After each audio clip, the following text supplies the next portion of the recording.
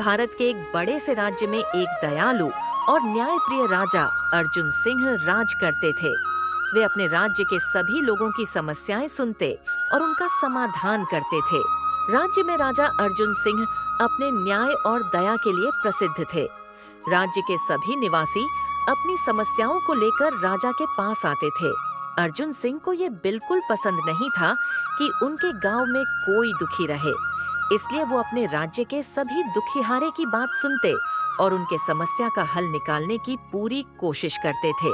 कई सालों से इसी तरह चले आ रहा था और पूरे गांव में शांति थी और अगल बगल के गांवों में भी शांति थी, और इसी कारण अर्जुन सिंह से मिलने कोई नहीं आ रहा था। ये सब देखकर अर्जुन सिंह थोड़ा आश्चर्य में पड़ गया था। इसी तरह और कई दिन बीत गए। फिर एक दिन, मंत्री, क्या हाल है? राज्य में सब कुछ ठीक है ना? और पड़ोसी राज्यों से कोई खबर या सूचना? जी महाराज, हमारे राज्य में सब कुछ सामान्य है और पड़ोसी राज्य में भी शांति है। लेकिन महाराज, एक दुखद सूचना है। क्या कहा मंत्री? दुखद सूचना? क्या है दुखद सूचना? महाराज, कल रात एक निवासी महल के बाहर आया था। वह बहुत ही दुखी प्रतीत हो रहा था। उसकी इच्छा आपसे मिलने की थी, लेकिन हमारे सैनिकों ने उसे महल के अंदर आने नहीं दिया। क्या हमारे महल के दरवाजे पर एक दुखी व्यक्ति था और उसे अंदर नहीं आने दिया गया? सैनिकों को बुलाओ। अर्जुन सिंह ने तुरंत उन सैनिकों को राज दरबार में आने के लिए कहा। राजा का फरमान मिलते ही दोनों सैनिक राजा के पास आते हैं। सैनिकों, मैंने ये क्या सुना है? कल रात हमसे मिलने कोई व्यक्ति आया था। जी महाराज, एक व्यक्ति आया था और वो काफी दुखी भी लग रहा था। सैनिकों, जब तुमने उस व्यक्ति को इतनी दुखी हालत में देखा था तो तुमने उस व्यक्ति को अंदर आने क्यों नहीं दिया? महाराज, हमें क्षमा कर दीजिए। हम आपके आदेश का पालन कर रहे थे। आप विश्राम कर रहे थे, इसलिए हमने उसे अंदर नहीं आने दिया। सैनिकों की बात सुनकर अर्जुन सिंह को थोड़ा बुरा लगता है और वो तुरंत अपने मंत्री से कहता है, मंत्री, जाओ और उस व्यक्ति को खोजकर हमारे सामने ले आओ। अर्जुन सिंह के कहते ही मंत्री और सैनिक उस व्यक्ति को ढूंढने निकल पड़ते हैं। मंत्री और सैनिक पूरे गांव में उस व्यक्ति को ढूंढने लगते हैं।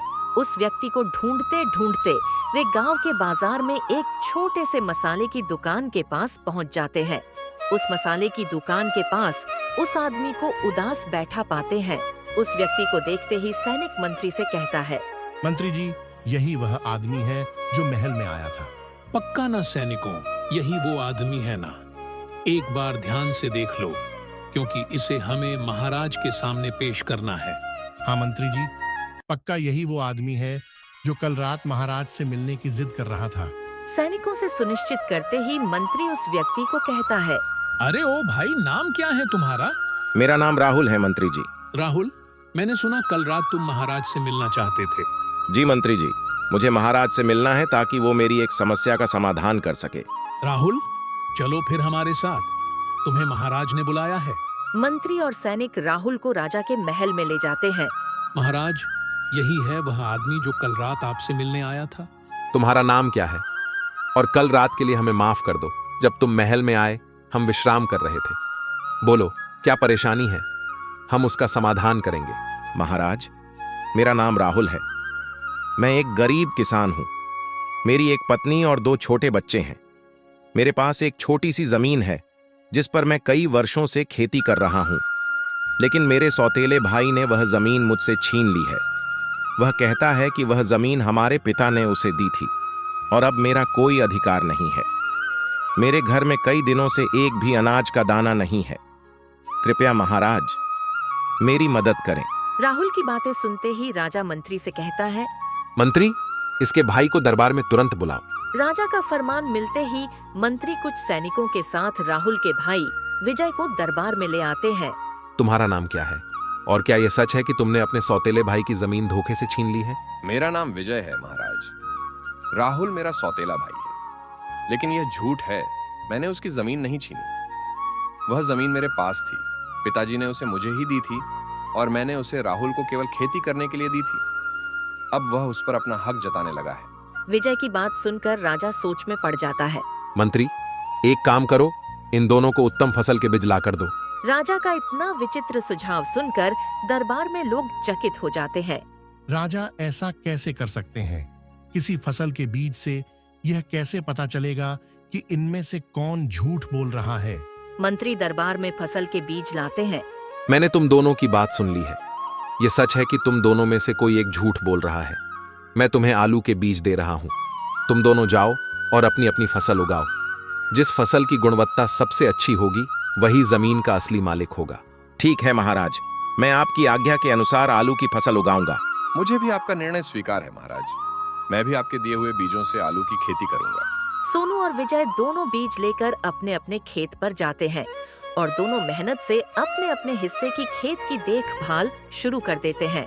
कुछ दिनों के बाद दोनों भाइयों की फसल बड़ी हो जाती है।